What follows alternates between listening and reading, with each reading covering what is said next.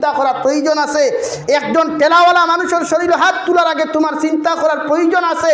একজন রিক্সাওয়ালা কৃষক মানুষের শরীরে হাত তোলার আগে তোমার লাখান এমএলএ, তোমার লাখান নেতা মন্ত্রী চিন্তা করার প্রয়োজন আছে যে খাল হয়তো ওই মানুষটা এমএলএ হইতে পারে, আমার লাখান বেটা ঠেলাওয়ালা হইতাম পারি।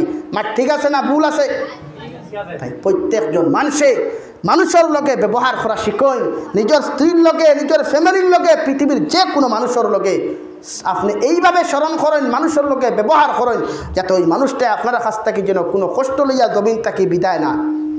রাজি আছি তো ইনশাআল্লাহ? আপনি আপনার ব্যবহার ঠিক করেন, গোটা পৃথিবী আপনার লাগে ব্যবহার বালাতা। এই আমরা এই জিনিস জানি না, আমরা তো আসি খালি খার পিছনে খেয়ে বদনাম কোনখান বার করতাম। রব্বুল আলামিন ফরমায় الذين يحملون العرش ومن حوله يسبحون بحمد ربهم ويؤمنون به ويستغفرون للذين آمنوا ربنا وسعت كل شيء رحمة وعلما। আল্লাহর নবী মুহাম্মদুর রাসূলুল্লাহ সাল্লাল্লাহু আলাইহি ওয়াসাল্লাম আর সাহাবী হযরত ইবনে আব্বাস রাদিয়াল্লাহু তাআলা আনহুমা ফরমায়, আল্লাহ রাব্বুল আলামিন কোরআনে কারীম সূরা আল মুমিন 6 নম্বর আয়াত, ওই 6 নম্বর আয়াতের মধ্যে ফরমায় আল্লাযীনা ইয়াহমিলুনাল আরশা ওয়া মান হাওলাহু ইউসাব্বিহুনা বিহামদি রাব্বিহিম। আল্লাহর আরশে আযীম 8 জন ফেরেশতা হলে বহন করেন। আল্লাহর আরশে আযীম যে 8 জন ফেরেশতা হলে বহন করেন, ওই 8 জন ফেরেশতা হলে বহন করনেওয়ালা আল্লাহর আরশে আযীমতে বহন করেন 8 জন ফেরেশতায়। এরার মাথা হইয়া থাকলো আরশে আযীম আর ঠ্যাং হইয়া থাকলো জমিন। সুবহানাল্লাহ। এত বড় বড় 8 জন ফেরেশতা হল আসেন যারা হর সময় আল্লাহর তসবিহ তাহলিল, আল্লাহর ইস্তেগফার, আল্লাহর স্মরণ করে দূরে করে কইন সুবহানাল্লাহ।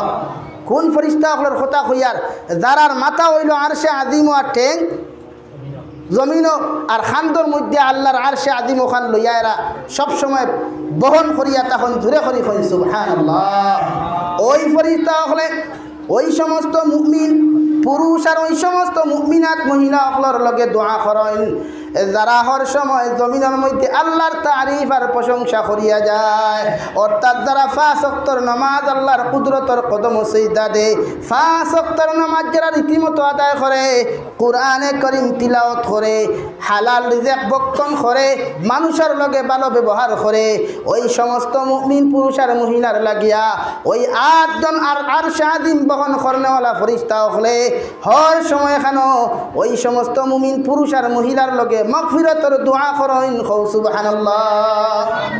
রব্বানা ওয়াসি'তা কুল্লা শাইইন রাহমাতান ওয়া ইলমা।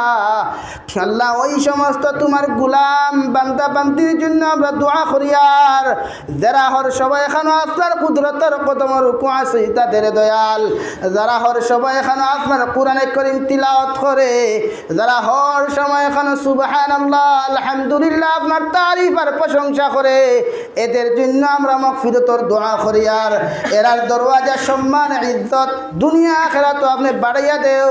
সুবহানাল্লাহ। 2 নম্বর হযরত ইবনে আব্বাস রাদিয়াল্লাহু তাআলা আনহুমা ফরমায়, যারা দুনিয়ার জন্য দ্বীনের ইলম অর্জন করে, দ্বীনের ইলম জ্ঞান অর্জন করিলায় এরার জন্য মাগফিরাতের দোয়া করা হয়।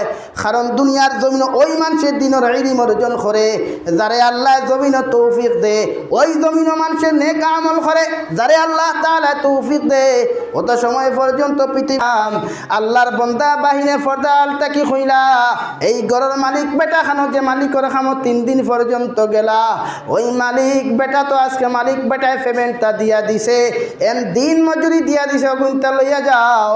আল্লাহর বান্দি শুকরিয়া আদায় করিয়া হলো আল্লাহর বান্দা আমার স্বামী তো আজকে ওই মালিকের খাঁচর মধ্যে গেলা, ওই মালিকে পেমেন্ট দিছে তাই কি জানেন না, খইয়া দাও সাইন ওই মালিকের নাম কি তা। আল্লাহর বন্দায় পর্দার তাকে হইতা মালিকের নাম হওয়া সম্ভব নাই, ওই যে পেমেন্টগুলা তোমারে দিছ না গুনটা তুমি লইয়া যাও।